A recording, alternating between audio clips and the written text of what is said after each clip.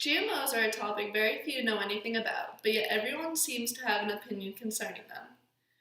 Jimmy Kimmel once did a segment following a Consumer Reports article where he went around and asked people if they A, avoided GMOs, and B, if they knew what a GMO was.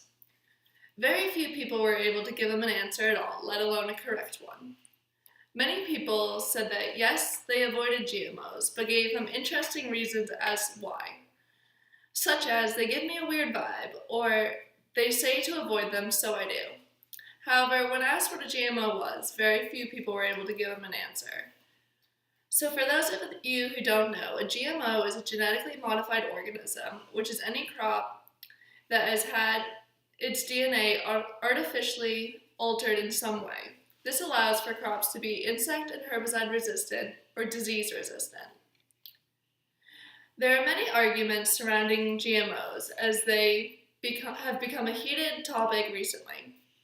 One of the biggest arguments is whether or not the product that contains a GMO should require labeling by law. This is an argument that some consumers are really passionate about and that the biotechnology companies fear.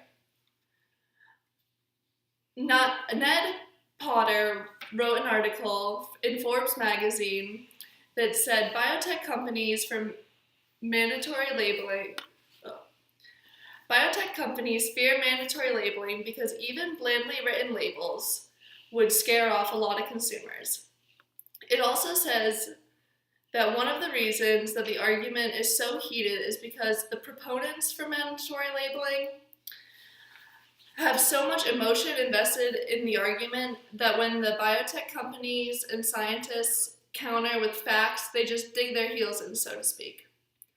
The proponents for mandatory labeling make claims such as no research is done before they are put into the consumer market and that they are unsafe or pose allergy threats to many consumers.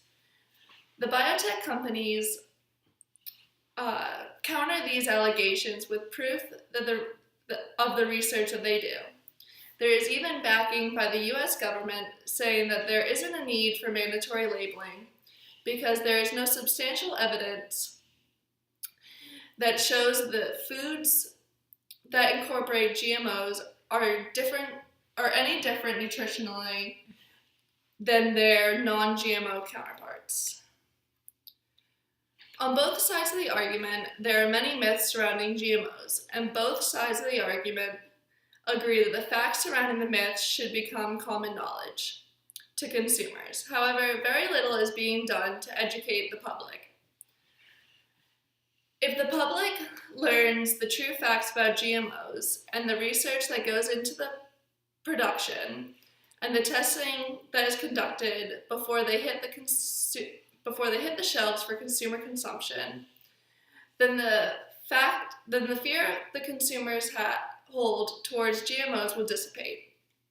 If the consumer still has concerns that then they should also be educated about their other options to avoid products that contain GMOs, such as organic foods, which by definition cannot contain GMOs.